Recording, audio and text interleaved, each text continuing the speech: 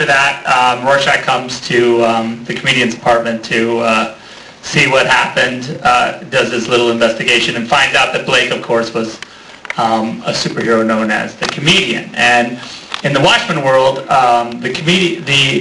superheroes existed, right? So from that opening montage, you can see that there's a whole sort of world of the first generation Watchmen, and then the Minutemen, and then the second generation, which are our heroes that we follow through the movie.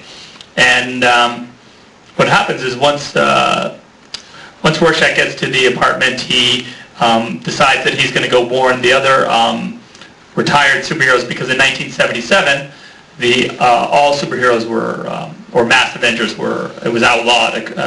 An act of Congress abolished vigilantism, masked adventuring, and so costumed heroing, so that they no longer could go out and do their crime fighting. So Rorschach decides to go warn everyone, and basically, then really that's the movie. That starts the movie, the sort of story of the movie. But then the next thing that happens is, the next clip I'm going to show you, it's not the next thing that happens, a lot happens actually. But the next little clip I'm going to show is from, it's like a talk show. The next clip I've got is, it's Manhattan, Dr. Manhattan, who's the blue guy. One of the cool things about the graphic novel is that it, you know, a lot of superheroes are made by an accident assigned in a scientific experiment. You know,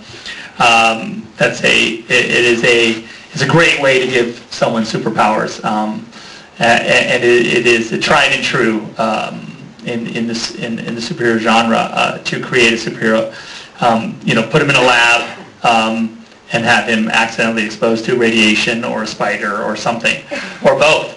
And the cool thing, you know, and the cool thing I think that Alan and Dave did in the creation of Manhattan is that, you know, instead of like shying away from things like the Manhattan Project and sort of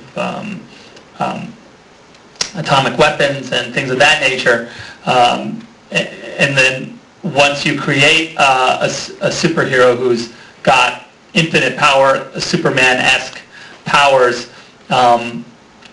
how he relates then to mankind after he has those powers, and where is his, and then finds his place. And the cool thing about Dr. Manhattan is, to me anyway, like the thing that I love most about him is that he's, you know, grew up in the he's a 50s male, you know, grew up in the 50s, you know, or like had his sort of moral identity shaped in the 50s. And so, you know, in the 50s, if the president says go, you know, win Vietnam, you go and do it. You know, it's the president. The president asked me to do it, I do it.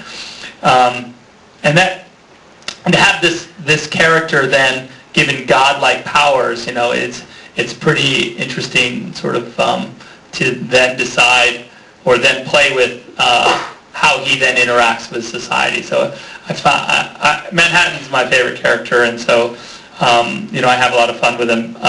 But also, you know, he's kind of sad too. So those things, you know, all go into making him. And this next clip is basically what happens is Manhattan goes to do a talk show, and on the talk show, a group of reporters, I'm not gesturing like this because you would do this, but a group of reporters ambush him, and he, you know, accuse him of, because of his blueness, his potential radioactiveness, accuse him of giving cancer to the people that he loves, even though it's possibly a setup.